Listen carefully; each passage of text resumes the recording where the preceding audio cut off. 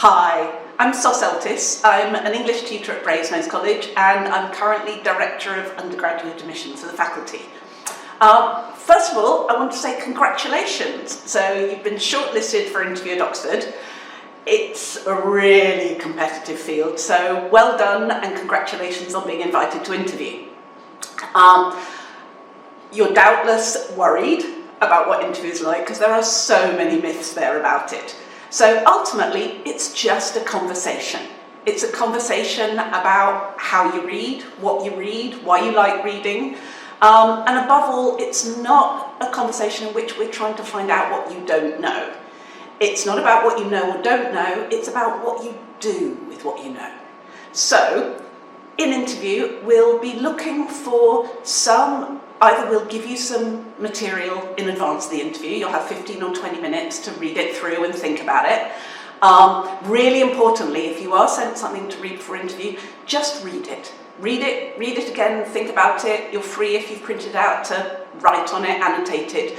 Whatever you do, don't look for advice on the internet. So much of what is out there is complete nonsense.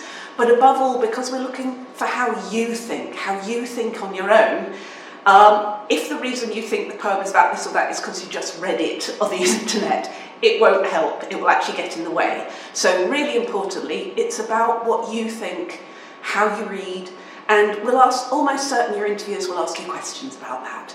And therefore, before the interview, you will doubtless be really, really nervous.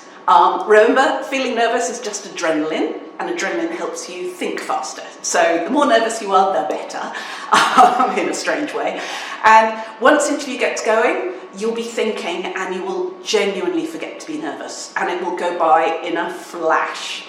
So it's a discussion. Listen to the questions you're asked. Take time to think if you need it. Some people are like me and they talk really fast and they think while they talk. Indeed, sometimes I say things and I work out why I said them afterwards. And some people are much more thoughtful and measured and take a while to think and then they speak. Whatever your style is, that's great, go with it. But really importantly, talk. So sitting there silently, there's not a lot we can tell from that. And don't worry if you don't understand something. If you don't understand a question, ask what it meant.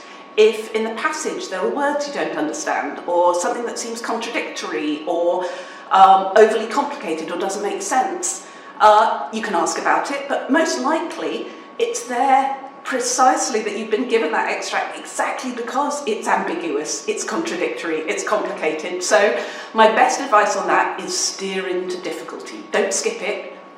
You're there to show how you think, so how you think through messiness and difficulty is exactly what we're after. And I'd say approach the interview as it's a chance to talk with people like me who absolutely love literature, who've chosen to do this as a job, who've had probably quite a few more years than you have in the game, and it's a chance to learn something.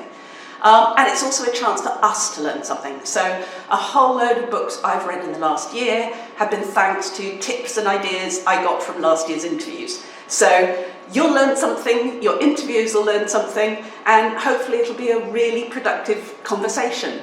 So relax in as far as that's possible and enjoy it, and good luck.